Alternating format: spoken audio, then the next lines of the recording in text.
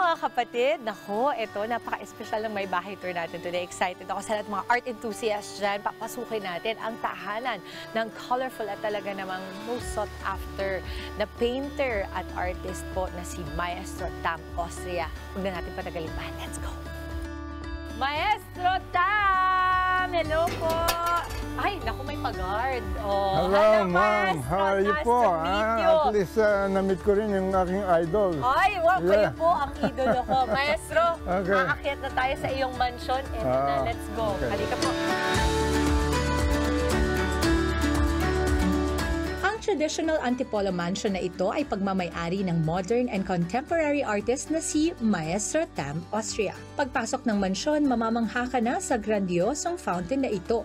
Maestro, how beautiful. May pa-fountain ka pa Ay, dito. salamat po. Oh. Ang ganda. You like the water feature? Yeah, I like that. I'm inspired by that waterfalls too.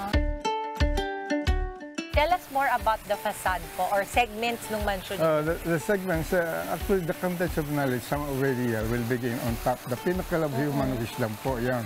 And then the terrace, it represents the flag and seal carrier of the Philippine Republic, promoting arts and culture. Nagsimula ang artistic journey ni Maestro Tam noong 1950. Kabilang nga sa kanyang hinahangaan ay ang national artist for painting na si Botong Francisco. Ilang taon po kayo nagsimulang magpinta?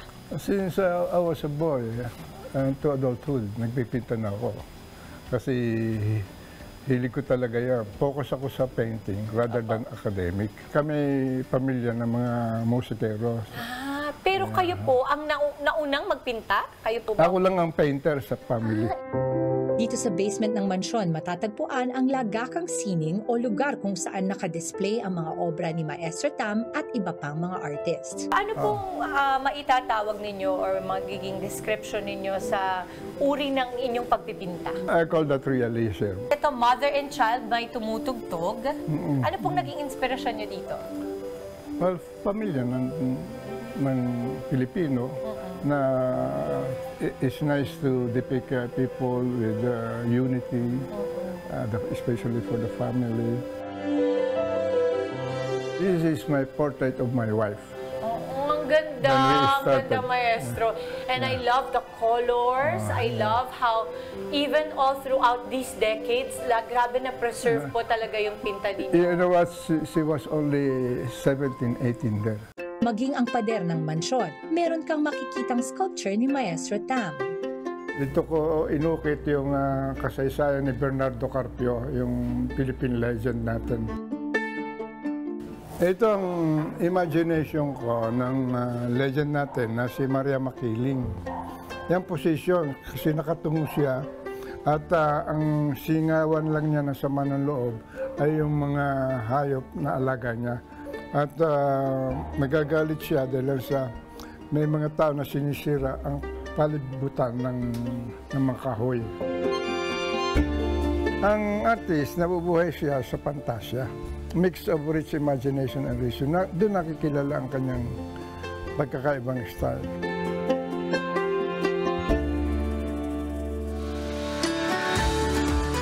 Abangan bukas. Gusto ko makatulong sa pamamagitan ng sining din na talagang gusto nila maabot yung pinaka-benchmark classification pero hindi naabot dahil sa yung kahirapan ba. Lahat ng yan sa part 2 ng aking tour sa mansyon ni Maestro Tam Austria. Mga kapatid, Dimples Romana po, kumpletuhin ang inyong umaga ng mga kwentong puno ng inspirasyon. Salubungin po ang bawat araw ng may ngiti at pag-asa.